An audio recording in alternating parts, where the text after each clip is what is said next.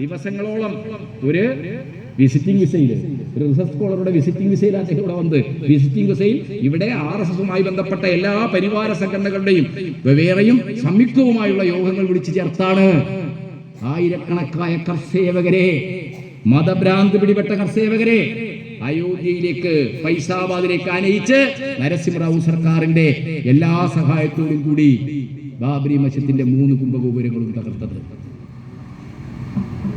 ഇതിനെയെല്ലാം പ്രതിരോധിക്കുന്നതിൽ നിർണായകമായ പങ്ക് വഹിച്ചത് 1528 ബാബറുടെ അയോധ്യ വഴിയുള്ള കടന്നുപോക്ക്, അദ്ദേഹത്തിന്റെ പട്ടാളക്കാർക്ക് വിശ്രമിക്കാനായിട്ട് അവിടെ ബാരക്കുണ്ടാക്കിയത്, ബാരക്ക് കഴിയുന്ന പട്ടാളക്കാർക്ക് നിസ്കരിക്കാനായി അവിടെ ഒരു പള്ളി ഉണ്ടാക്കേണ്ടി വന്നത്, ഈ ചരിത്രമെല്ലാം ചരിത്രത്തിന്റെ അനിശ്ചിത്യമായ വസ്തുതകളുടെ വിവരസമൃദ്ധി ഈ രാജ്യത്ത് സ്ഥാപിച്ചെടുക്കാൻ രാവും പകലുമില്ലാതെ പാടുണ്ടായിരുന്നോ?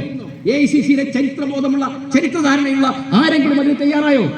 ഹിന്ദുത്വത്തിന്റെ ഈ അജണ്ട ഇന്ത്യയിൽ നടപ്പാക്കി കൊടുക്കാൻ കോൺഗ്രസ് എല്ലാ സഹായവും ചെയ്തു എന്നുള്ളതാണ് യാഥാർത്ഥ്യം. എന്നിട്ട് ഇപ്പോ എന്താണ്, കേരളം പോലെ ഒരു ഉത്ഭുതമായ ഒരു സമൂഹത്തിൽ വന്നിട്ട് ഇപ്പൊ പറയുന്നത് എന്താണ്, ഈ കമ്മ്യൂണിസ്റ്റുകാർക്ക് ഈ രാജ്യത്തിന്റെ സ്വാതന്ത്ര്യ സമരത്തിലോ ഈ രാജ്യത്തിന്റെ രാഷ്ട്ര നിർമ്മിതിയിലോ ഒരു പങ്കുമില്ല. മതേതരത്വ പ്രിയങ്ക ഗാന്ധി ഈ രണ്ടാൾക്കല്ലാതെ മറ്റാർക്കും ഇത് സാധ്യമാവില്ല എന്നാണ് പറഞ്ഞുകൊണ്ടിരിക്കുന്നത്. അത്തരം ഒരു ചരിത്ര സന്ദർഭത്തിൽ ഇന്ത്യയിൽ BJPക്കെതിരായിട്ടുള്ള സമരം ദേശീയാധികാരത്തിൽ നിന്ന് ഹിന്ദുത്വ രാഷ്ട്രീയത്തിന്റെ മതരാഷ്ട്രമതപരമായ സിദ്ധാന്തങ്ങളിൽ നിന്നുകൊണ്ട് ഈ രാജ്യത്തെ ഭരിക്കുന്ന മോഡി സർക്കാരിനെ പുറന്തള്ളാനുള്ള പാർലമെന്ററി സമരം മാത്രമല്ല, പാർലമെന്റേതര സമരത്തിന്റെ ബലത്തിൽ മാത്രമേ പാർലമെന്ററി സമരങ്ങൾക്ക് വിജയിക്കാൻ കഴിയും എന്നുള്ളതാണ് നമ്മളെ ഒരു അനുഭവം. അതുകൊണ്ട് പാർലമെന്ററിയും പാർലമെന്റേതരവുമായ സമരങ്ങൾ ഏറ്റെടുത്ത് നടത്താൻ നമുക്ക് കഴിയണം. ഈ 18ാം ലോക്സഭാ തെരഞ്ഞെടുപ്പിൽ ഇന്ത്യ കൂട്ടായ്മയുടെ പ്രവർത്തനങ്ങൾ ഹിന്ദുത്വ ക്യാമ്പുകളിൽ വലിയ വിള്ളലുകളും ദൗർബല്യങ്ങളും ആ കാര്യങ്ങളൊക്കെ ഇവിടെ അജിത്ത് സംസാരിക്കും എന്നാണ് ഞാൻ പ്രതീക്ഷിക്കുന്നത്. വലിയ വിള്ളലുകൾ ഉണ്ടാക്കിയിട്ടുണ്ട്. അതുകൊണ്ടാണ് 303 സീറ്റ് 17ാം ലോക്സഭയിൽ ഉണ്ടായിരുന്ന മോഡിക്ക്, BJPക്ക് 240 ഒതുങ്ങേണ്ടി വന്നു. 63 സീറ്റാണ് കുറഞ്ഞത്.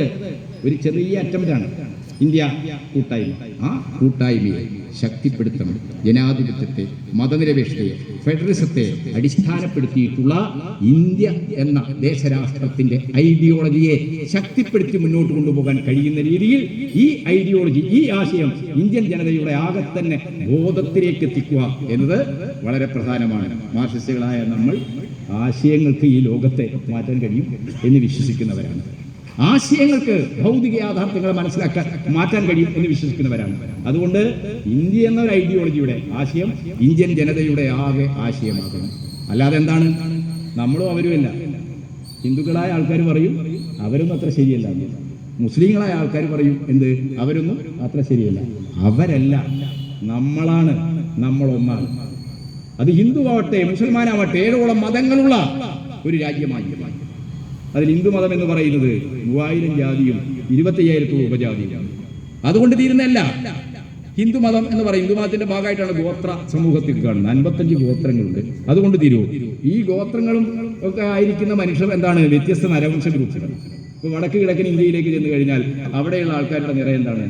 ബിരേൻ സിംഗിന്റെയും ഇറൂൺ ശർമ്മയുടെയും നിറം എന്താണ്? നമ്മുടെ നിറമാണോ? ഇത് നിറമാണ്. വെളുപ്പാണോ കറുപ്പാണോ? അല്ല, മഞ്ഞ നിറക്കാരാണ്, മംഗോയിഡുകളാണ്. ഇനി ഛത്തീസ്ഗഡ് പോലുള്ള, ജാർഖണ്ഡ് പോലുള്ള പർവ്വത സംസ്ഥാനങ്ങളിലേക്ക് ചെന്ന് കഴിഞ്ഞാൽ നമ്മൾ അവിടെ കാണുന്ന ആളുകൾ, സാന്താളുകളെയൊക്കെ കണ്ടാൽ അവരാരാ? അവര് ആഫ്രോ നിഗ്രോയിഡുകളാണ്. അപ്പോ ഇന്ത്യ എന്ന് പറയുന്നത് 5ഓളം ജനിതക സ്വഭാവത്തിൽ തന്നെ വ്യത്യാസമുള്ള, ജനിതക ഘടനയിൽ തന്നെ വ്യത്യാസമുള്ള റേഷ്യൽ ഗ്രൂപ്പുകളുടെ രാജ്യമാണ്. ഇതിലെല്ലാം അപ്പുറത്ത് എന്താണ്, ഇന്ത്യയിലെ ജനങ്ങൾ വ്യത്യസ്ത ഭാഷയും സംസ്കാരവും ശീലങ്ങളും വസ്ത്രധാരണ രീതികളും അഭിരുചികളും ഒക്കെ ഉള്ളതാണ്. ഈ ബഹുസ്വരതയെ ആകെ ഉൾക്കൊള്ളുന്ന ഇന്ത്യ എന്ന ആശയത്തെ തകർത്ത് ഹിന്ദുത്വം എന്ന ഏകാത്മകതയിലേക്ക്, ഹൈന്ദവ സാംസ്കാരികതയിലേക്ക് ഈ ബഹുത്വത്തെ, ഈ വൈവിധ്യത്തെ ആകെ ബലം പ്രയോഗിച്ച് വിലയിപ്പിച്ച് ബ്രാഹ്മണാധികാരത്തിൻ്റെതായ ഒരു ഹിന്ദു രാഷ്ട്രം യാഥാർത്ഥ്യമാക്കാനുള്ള നീക്കമാണ് ഹിന്ദുത്വ ശക്തികൾ നടത്തുന്നത്. അത്തരമൊരു ഹിന്ദുരാഷ്ട്രം കോർപ്പറേറ്റ് മൂലധനത്തിൻ്റെ ഈ നവ കൊളോണിയൽ താല്പര്യങ്ങളെ, നവലിബറൽ താല്പര്യങ്ങളെ സമ്പൂർണ്ണമായി സംരക്ഷിക്കുന്നതായിരിക്കും എന്നവർക്കറിയാം. അതുകൊണ്ട് ഇന്ത്യക്കകത്തും പുറത്തുമുള്ള മൂലധന ശക്തികളുടെ സമ്പൂർണ്ണമായ പിന്തുണയോടുകൂടിയാണ് ഹിന്ദുരാഷ്ട്ര നിർമ്മിതിക്ക് വേണ്ടിയുള്ള പ്രവർത്തനങ്ങൾ ഹിന്ദുത്വ ശക്തികൾ നടത്തുന്നത്. അതിനെ പ്രതിരോധിക്കാൻ ഇടതുപക്ഷത്തിന് മാത്രമേ രാഷ്ട്രീയവും പ്രത്യയശാസ്ത്രപരവുമായ ശേഷി, കോൺഗ്രസിന് അത് സാധ്യമാകുന്നില്ല. ആ രാഷ്ട്രീയവും പ്രത്യയശാസ്ത്രവുമായ ശേഷി ജനങ്ങളുടെ ആകെ, കോൺഗ്രസ്സുകാരും ലീഗുകാരും ഒക്കെ ഉൾക്കൊള്ളുന്ന ജനങ്ങളുടെ ആകെ പൊതുബോധമാക്കി മാറ്റാനുള്ള വലിയ ഇടപെടലുകളാണ് നമ്മുടെ മുമ്പിലുള്ളത്. ആ ഇടപെടലുകൾക്ക് ആവശ്യമായ സംഘടനാപരവും അതേപോലെ തന്നെ രാഷ്ട്രീയവുമൊക്കെ ആയിട്ടുള്ള പരിപാടികൾ CPM-ഉം CPI-യും ഒക്കെ അതിൻ്റെ പാർട്ടി കോൺഗ്രസുകളിലൂടെ രൂപപ്പെടുത്തുന്ന രാഷ്ട്രീയ പ്രമേയം വഴി അതിൻ്റെ മുദ്രാവാക്യങ്ങളും പ്രചരണ പ്രക്ഷോഭ പരിപാടികളും ഒക്കെ മുന്നോട്ട് വെക്കും. തീർച്ചയായിട്ടും CPM-ൻ്റെ 2025 മധുരയിൽ വെച്ച് നടക്കുന്ന പാർട്ടി കോൺഗ്രസ് ഇത്തരമൊരു നയരൂപീകരണത്തെ കേന്ദ്രീകരിച്ചാണ് നടക്കുന്നത്. ഔപചാരികതയ്ക്ക് വേണ്ടി ഈ സെമിനാർ ഉദ്ഘാടനം ചെയ്ത് അറിയിച്ചുകൊണ്ട് ഞാൻ അവസാനിപ്പിക്കുന്നു.